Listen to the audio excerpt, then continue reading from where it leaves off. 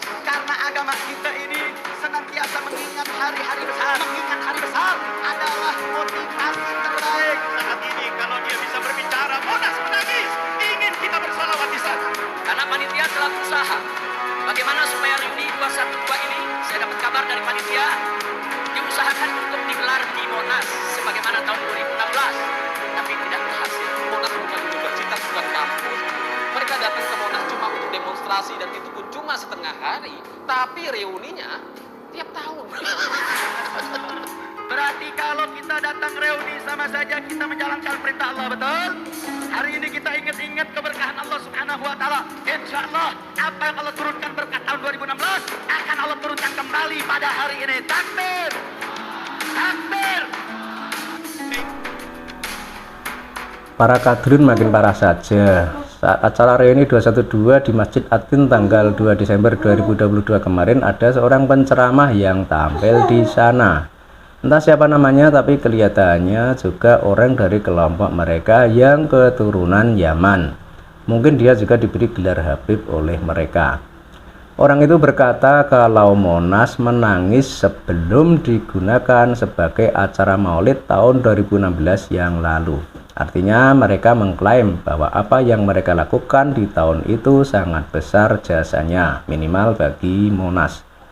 Karena setelah digunakan mereka sebagai lokasi demo yang dikemas dalam bentuk maulid, Monas tidak bersedih lagi. Karena sebelumnya Monas menangis. Dan mungkin maksudnya saat ini Monas menangis lagi karena kelompok mereka tidak boleh atau tidak mendapat izin ketika hendak melakukan hal serupa di Monas tanggal 2 Desember kemarin. Kalau menurut Anda bagaimana? Kalau menurut saya sih Monas saat ini malah bahagia dan gembira ria karena tidak dimanfaatkan lagi oleh kelompok yang mengatasnamakan agama untuk berpolitik di tempat itu. Tahun 2016 lalu mungkin Monas gembira karena belum terendus rencana terselubung di balik gerakan yang mengatasnamakan Islam dan dipelopori para habib keturunan imigran dari Yaman itu. Tapi setelah kejadian itu kelihatannya Monas mulai sadar karena cuma dijadikan ajang pemuas syahwat jabatan dengan kedok agama.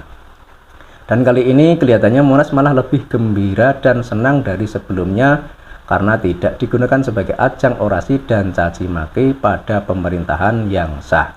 Kenapa demikian?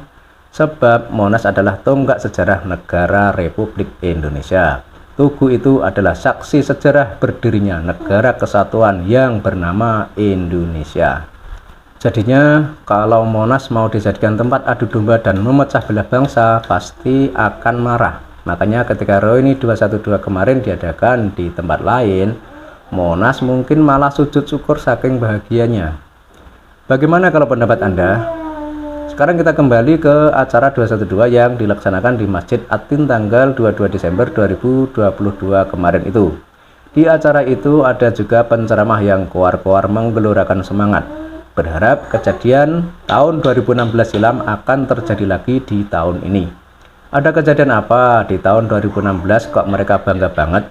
Tahun 2016 adalah sejarah keberhasilan mereka menggulingkan pemerintahan yang sah, yakni Ahok yang waktu itu sebagai Gubernur DKI Jakarta. Mereka menggunakan politik identitas dan politik agama untuk melancarkan aksinya itu. Akhirnya Ahok lengser, digantikan Anies Baswedan. Caranya bagaimana? Ahok dianggap menista Islam karena salah ngomong saat pidato dan mengutip ayat Quran. Ahok adalah pemimpin non-Islam, jadi tidak boleh memimpin masyarakat yang berpenduduk mayoritas Muslim. Ahok adalah keturunan Cina sehingga tidak boleh menjadi penguasa karena dikhawatirkan berhubungan dengan paham komunisme.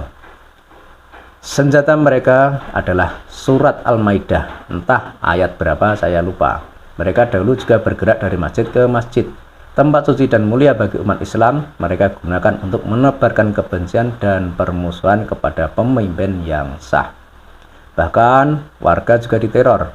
Bagi orang Muslim yang memilih pemimpin non-Muslim, maka mereka tidak menyalatkan jenazahnya. Mereka juga divonis kafir dan sesat. Ini kan ngeri, cuma soal beda pilihan sampai segitunya memperlakukan orang lain.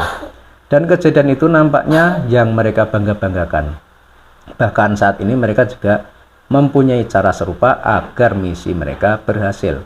Ceramah dari masjid ke masjid berisi politik, ceramah dari masjid ke masjid sambil mencari dukungan.